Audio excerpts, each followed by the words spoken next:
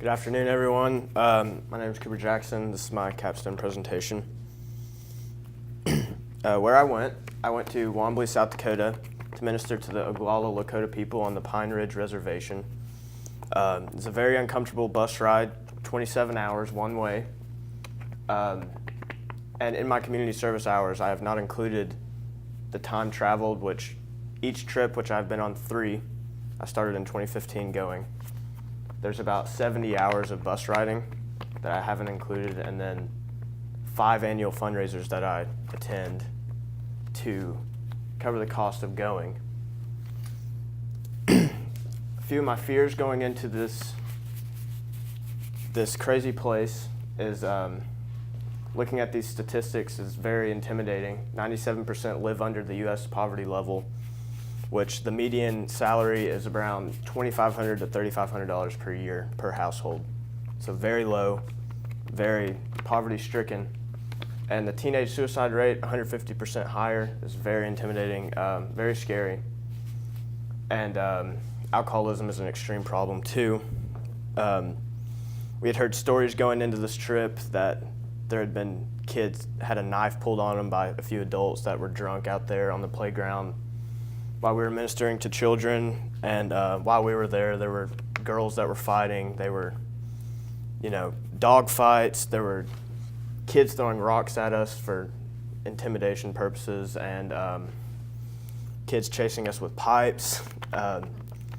One kid named Falcon stole our tents, ran around the neighborhood, all kinds of chaos going on. A few things of what I did. Anywhere from basketball, baseball, football, vacation Bible school, drawing with chalk, and simply just sitting and talking with children, telling them about Christ were some of the things that we did. We had to be very creative with what we did. A lot of kids had never heard of Jesus. So songs and drawing with chalk on the hard top was one of the creative ways we tried to get through to them about who Jesus and God was. Having said that, it was very hard to reach some of the kids, but we knew planting seeds was very important in their life, and that the fruits of our labor may not be seen automatically. It's something that would have to develop over time. And their favorite thing was getting piggyback rides. You couldn't go a minute without a kid asking you for a piggyback ride, and that was their absolute favorite thing. So Gabriel Edwards is a kid that I attached to during the lengths of my trip. He was 5 years old the first year we went in 2015. I got to know him. His father had actually hung himself a few months before we had gotten there, after I started talking to him, out on the playground for everyone to see. His mother was never there, never had a mother figure. He lives with his grandmother, along with a few other cousins and other family members. I got to share Christ with him. He knew who Jesus was, but never really understood it. I got to connect with him in a special way due to our special relationship that we had, and just the situation that it was in made it easier for him to understand who Christ was. We still keep in touch with him. It wasn't just like a one-time thing. We still contact his grandma. She lets us know how the reservation's going, like what the problems they're having, and we send them necessities and help with electric bills and all kinds of stuff like that. And he also latched on to baseball after getting to know me, and now it's his favorite sport. I've given him baseball sheets for his bed. We've sent him 20+ beds on the reservation because they don't have bedding, and he's really latched on to baseball as something of his hobbies. So this is continued of Gabe. I wanted to throw a few videos in there just to get a little idea of what the reservation is like and what these kids are like. And it was his birthday. His birthday was upcoming, and so we got him a few birthday gifts I'd like to share.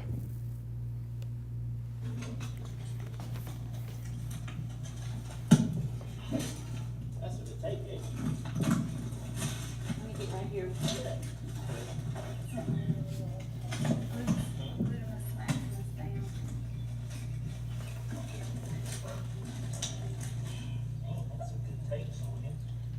think I did it for church. That's church take on that gnarly box is what it is. You know it. That's amazing. What is it, Look at Gabe? there, Gabe. What do you think about that? Is it pretty? You like that? I hope that's not too big, is it, Terry? No, that's about the Are right. those colors from your high school, Cooper? Yep. That way it'll last you a long time too. It's a little bit big. Hard.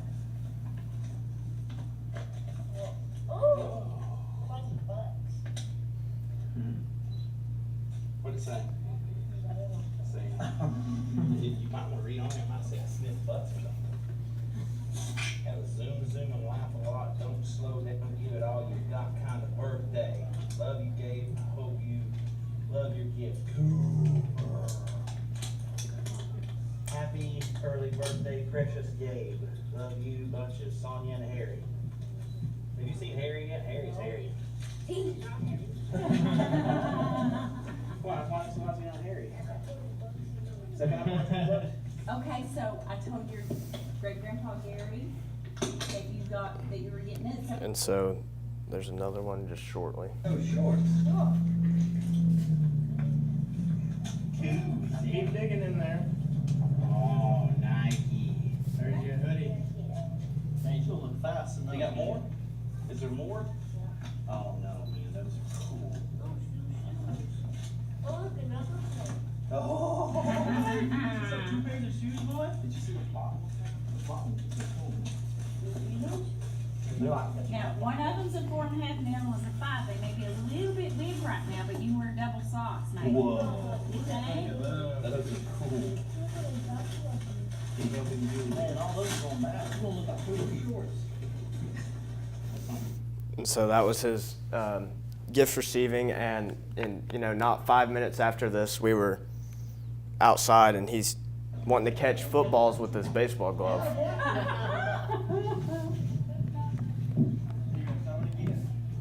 that left hand. Use that left hand.